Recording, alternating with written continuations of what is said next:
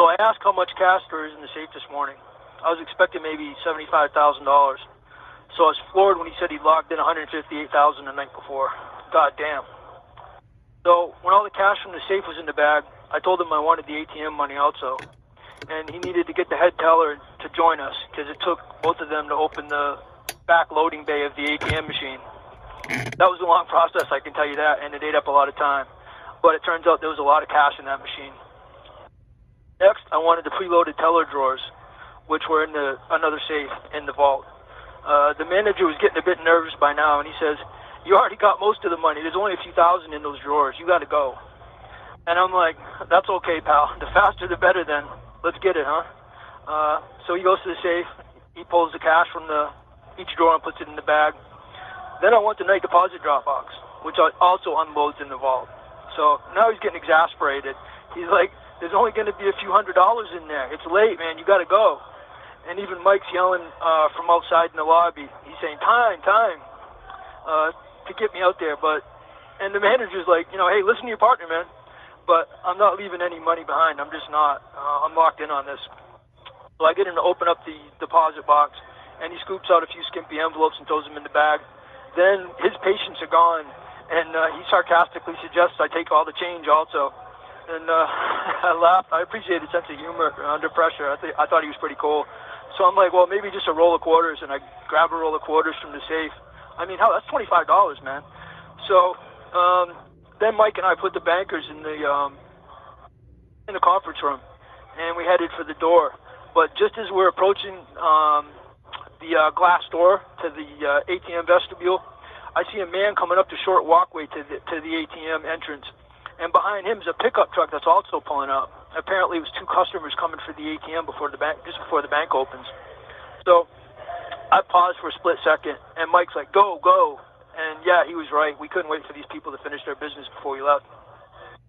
So I go through the lobby door and into the vestibule just as the man was pulling open the front door and coming into it from the other side.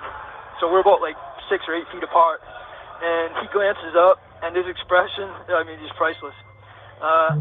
He sees us, shotguns up, face is covered, and for a split second he's confused, and then he gets it, and his eyes pop wide open, and he raises his hands automatically. And I wave him away and back with the snout of the shotgun, and he starts backpedaling down the walkway. And we step out through the next door into the sunlight, and the guy in the pickup truck snaps to what's happening. And he drops the truck into reverse, he peels out backwards, tires screeching, smoke pouring off him. He's burning rubber back across the parking lot. And they're both in flight until they see us move off the side of the parking lot and up into the wooded hillside. So at this point, Mike takes the lead. He's trotting across the parking lot, up the hill, to get the Grand Cherokee uncovered. He's going to throw the tarp into the back and get the brush away from it. And while I walk backwards up our path, watching the parking lot, making sure no one tried to shoot us in the back or set up an ambush on us. So at the SUV, Mike's all ready to go. So I hop into the back seat. Mike guns the engine, and we herd a lot of the covering brush down the hill into the parking lot, and we're on our way to the first switch car. But the people we surprised in the parking lot a few minutes before, they must have thought we planned to get away on foot through the woods, because we surprised them again. The guy on foot was cautiously approaching the bank again, and the truck was slowly creeping back across the parking lot. This call is from a federal prison. But when they see our vehicle bursting out of the brush and barreling down the hill towards them, we're crashing over bushes, over small trees, the engine's roaring. The guy on foot, man, he just started sprinting. He sprints around the bank. He might still be running right now, as far as I know. And the truck went into reverse again, tires screaming, billowing smoke. It accelerated backwards across the parking lot, back down the S-curve driveway, and up the road out of sight. I mean, this driver, he was a flawless backer-upper. I got to give him kudos, man. He took several turns in a sharp corner at high speed in reverse with his tires burning rubber the whole time. It was really well done. It was impressive. So Mike's driving. He follows the truck down to the road, but then we went in the other direction from there and headed further out of town. Mike was going as fast as he could reasonably go on these country roads that were the first leg of our primary getaway route. It was Mike's job to drive, my job to shoot if it came to that. The first thing I did when I got in the Jeep was pick up the .308 carbine. Mike was focused on driving, scanning for cops ahead of us, while I'm looking to the sides and rear.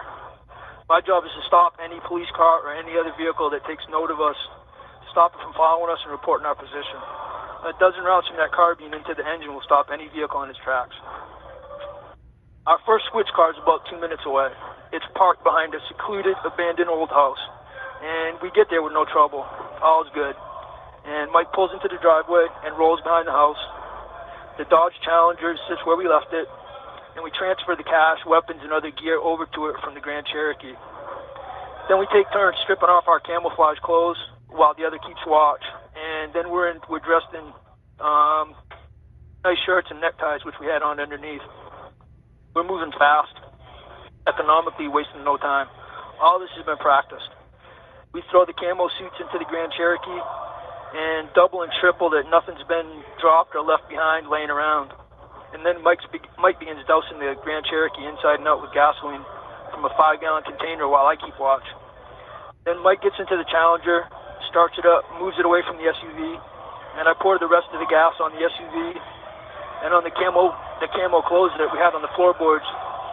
And I pour out a trail of gas, and I ignite it, and the Jeep goes up in an orange ball of flame with a big whoomp sound, and it's billowing greasy black smoke. And 5 gallons of gas, I mean, it totals the vehicle. It burns it down to the frame. There's nothing left except the metal, bare metal. Even the rims burn. And that's what happened to this. Now Mike's driving slower. We tried to blend in.